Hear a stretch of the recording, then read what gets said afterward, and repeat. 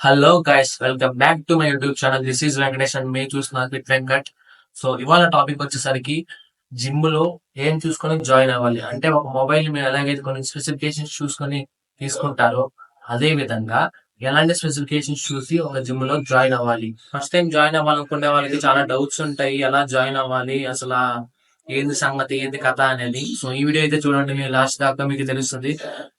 So first వచ్చేసరికి మీ goal వచ్చేసరికి, first మీకు జాయిన్ అయ్యేటప్పుడు లాంగ్ వీడియో అంటే మీరు ఎక్కువ కాలం ఉండేలా చూసుకోవడానికి మీ గోల్, మెయిన్ గోల్. అంటే ఫస్ట్ 1 మంత్ జాయిన్ అయ్యి ఆగిపోయే వాళ్ళు కాకుండా ఎక్కువ కాలం జిమ్ కి వెళ్ళే జిమ్ కి వెళ్ళేలాగా రావట్లేదే. ఒక ఎన్విరాన్మెంట్ ని సృష్టించుకోవడమే మీ గోల్ ఫస్ట్ అయితే.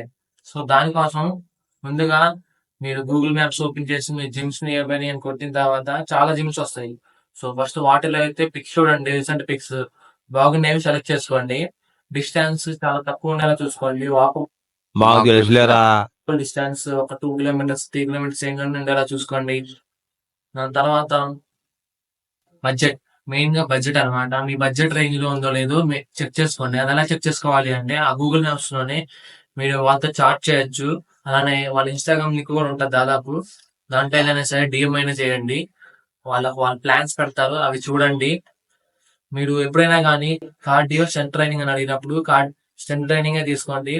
ఎందుకంటే కార్డియోలో మీకు పెద్దగా ఒరిగేది ఏమి ఉండదు. ఫ్యాట్ లాస్ కైనా సరే స్ట్రెంత్ ట్రైనింగ్ అయిపోతుంది. కార్డియో అంటే ఏం ఉండదు, జస్ట్ ఒక మిషన్ ఎక్కువ వస్తుంది మీకు అంతే. దాంతో పెద్ద యూజ్ అయితే ఉండదు. సో స్ట్రెంత్ ట్రైనింగ్ లో మొత్తం సరిపోతుంది. నెక్స్ట్ ఆ రేంజ్ అనేది, ఫీజ్ రేంజ్ అనేది ఒక ప్లేస్ లో ఒకలా ఉంటది. మా లొకాలిటీలో అయితే 800 నుంచి స్టార్ట్ అవుతాయి. 800 నుంచి 1200, 1500 అవుతాయి. మీ లొకాలిటీ ఎలా ఉందో మీరే తెలుసుకోవాలి. అది ఆల్రెడీ జాయిన్ అయ్యి చేస్తున్న వాళ్ళని అడిగితే మంచిది. ఎందుకంటే వాళ్ళు ఒక్క దాంట్లో జాయిన్ అయినా కానీ అక్కడికి చాలా మంది వస్తారు కాబట్టి క్లయింట్స్, వాళ్ళ వల్ల తెలుస్తుంది ఏ జిమ్ లో ఎలాగుంది అనేది. సో ఫస్ట్ అయితే ఒక వాకబుల్ డిస్టెన్స్ లో ఒక జిమ్ సెలెక్ట్ చేసుకోండి, లో కాస్ట్ లో. అది కూడా 1 మంత్ కే తీసుకోండి. ఎన్ని ఆఫర్స్ ఉన్నా కానీ 1 మంత్ మాత్రమే తీసుకోండి.